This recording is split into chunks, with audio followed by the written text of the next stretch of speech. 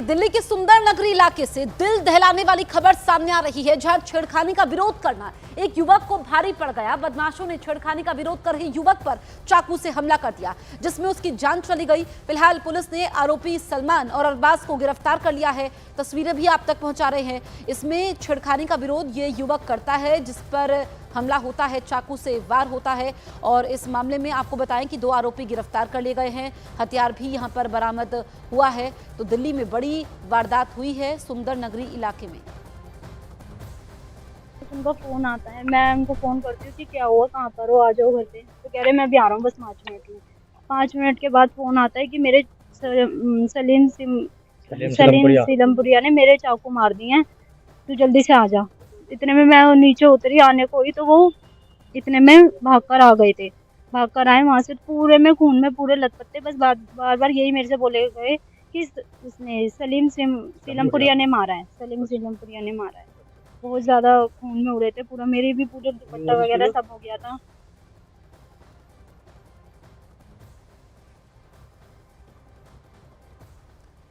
ये पूरा मामला कल रात करीब 9:30 बजे का है, जब पुलिस को एक रेस्टोरेंट के पास एक शख्स को चाकू मारे जाने की खबर मिली थी। दावों के मुताबिक पुलिस को कॉल करके वाले ने यह बताया था कि सलमान और अरबाज नाम के 2 बदमाश एक लड़की के साथ छेड़खानी कर रहे थे। जब उसने बीच बचाव किया तो दोनों बदमाश भाइयों ने उसे धमकी दी, वहां से चले जाने को कहा। फिर कुछ देर बाद ही दोनों बदमाशों ने छेड़खानी का विरोध करने पहुंचे। मनीष की गर्दन पर धारदार हथियार से हमला कर दिया, जिसमें वो गंभीर रूप से घायल हो गया। इलाज के समय उसकी मौत हो गई। पुलिस के मुताबिक सलमान और अरबाज दोनों पहले से ही आपराधिक गतिविधि में शामिल रहे हैं। फिलहाल पुलिस उनका बैकग्राउंड खंगालने में जुटी हुई है।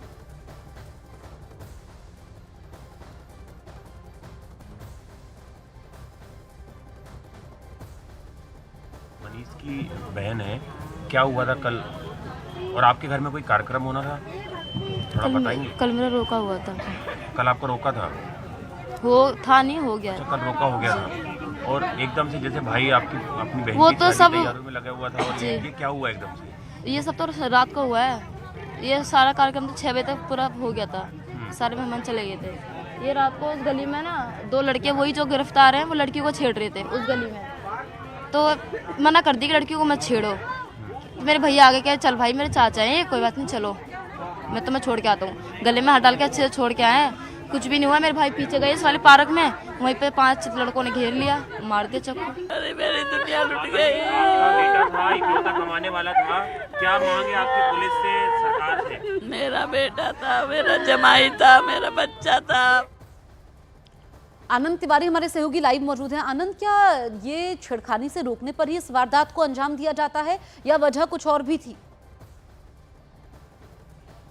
देखिए जसप्रीत, अगर पिछले कुछ दिनों की देखें तो राजधानी दिल्ली की जो कानून व्यवस्था वो एक तरीके से भगवान भरोसे है, और दिल्ली पुलिस को कहीं ना कहीं एक तरीके से कटघरे में खड़ा करती है। और ये कल जो 9:30 बजे वाकया हुआ, इसमें भी कहीं ना कहीं कानून व्यवस्था को लेकर एक तरीके से गंभीर सवाल खड़े हो रहे हैं कि बदमाश प्रवृत्ति के ये लोग थे, अरबाज और सलमान, जिनके ऊपर पहले भी आपराधिक मुकदमे दर्ज हैं। वो एक पार्क में 9:30 बजे एक लड़की का विरोध करने पर जब चाचा विरोध करते हैं, तो जो भतीजा है उसको घात लगाकर जो है पहले उसको टारगेट किया जाता है, उसे दबोचा जाता है, और उसके बाद चाकू और सुए से उसके ऊपर हमला किया जाता है। और उसके बाद अस्पताल में जो मनीष है वो दम तोड़ देता है।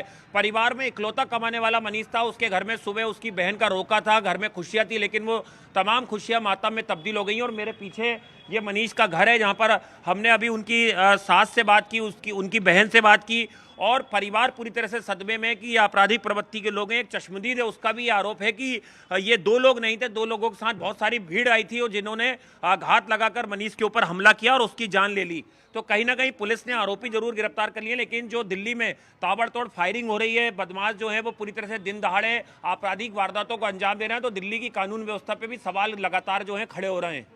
ठीक है, शुक्रिया आनंद आपका तमाम जानकारी हम तक पहुंचाने के लिए।